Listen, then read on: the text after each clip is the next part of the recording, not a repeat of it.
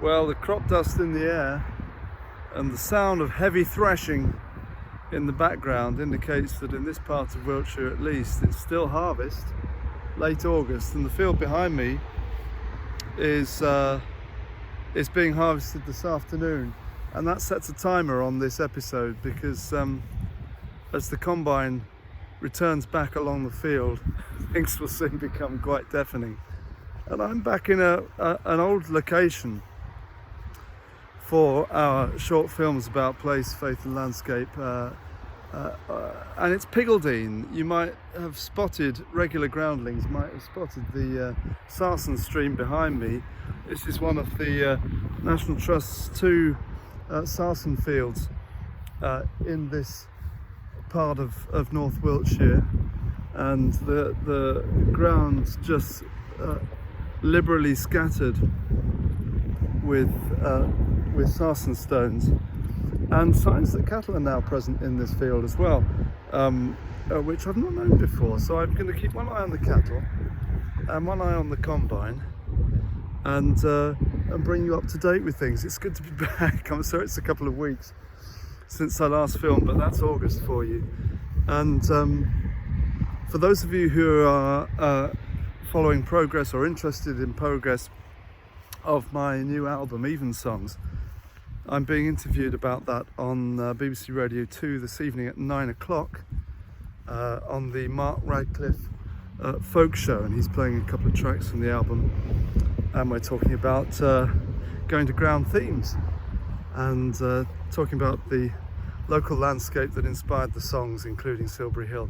So do listen in if you're able, or pick it up on iPlayer afterwards. And also today, the Times has published a very comprehensive survey of Anglican clergy, which is naturally of interest to me. The first of its kind for about 10 years, and amongst its findings is a majority believing that we are in England no longer a Christian country. This is a theme that crops up occasionally in the media, and it's an interesting one for me because that's one of the central themes of my writing and speaking over the years.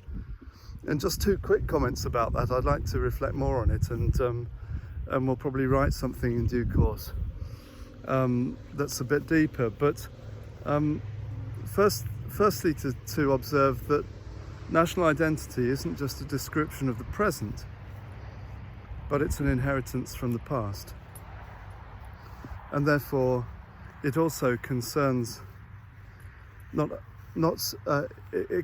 simply current patterns or practices of belief, although they're vitally significant, but also the formative traditions that have shaped our culture. And so it's not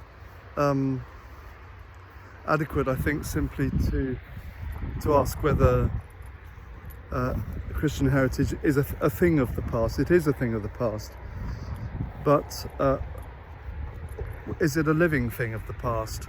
Because of course the present is only shaped by the past, and in that case, I think it's very, very much a living tradition and part of our formative inheritance that still influences in quite subtle ways. And that's the second point, I think, is that often analyses of the Christianity or otherwise of English or British society tend to home in on religious observance, church attendance and so on.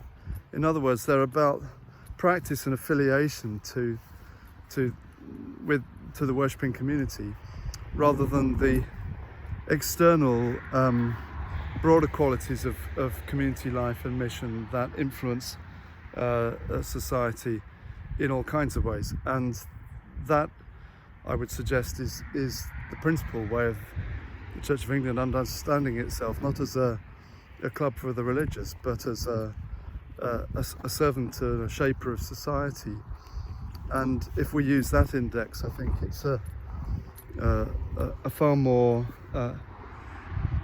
subtle and more influential picture, actually, because there is no community, even in these days of declining institutional significance, perhaps, our reach locally and nationally, it remains extraordinarily broad, in that there's no community, I would suggest, that is untouched, for better or worse, by the work of the Church of England and its clergy, and in most cases really for the better in shaping the way that local communities live and operate, from obvious things like the provision of food banks through to marriages and funerals and the offices of its clergy, and their participation in the life of each place and building up the common life of each community. Those are more qualitative data and harder to analyse than religious practice.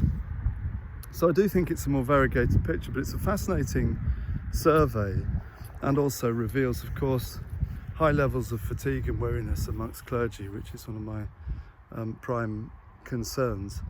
And the last 5 years have been exceedingly demanding upon local clergy, who do a heroic, admirable job in each of our communities. There'll be more to say, but just a couple of thoughts around that. National identity is not only a description of the present, but it's an inheritance from the past, and so we'll be thinking in the new season of Going to Ground about some of those formative traditions that are indeed written into the landscape. So more soon, friends, and tune in at 9 o'clock to Radio 2 if you can, and I look forward to engaging with you again soon. God bless you as you go to ground.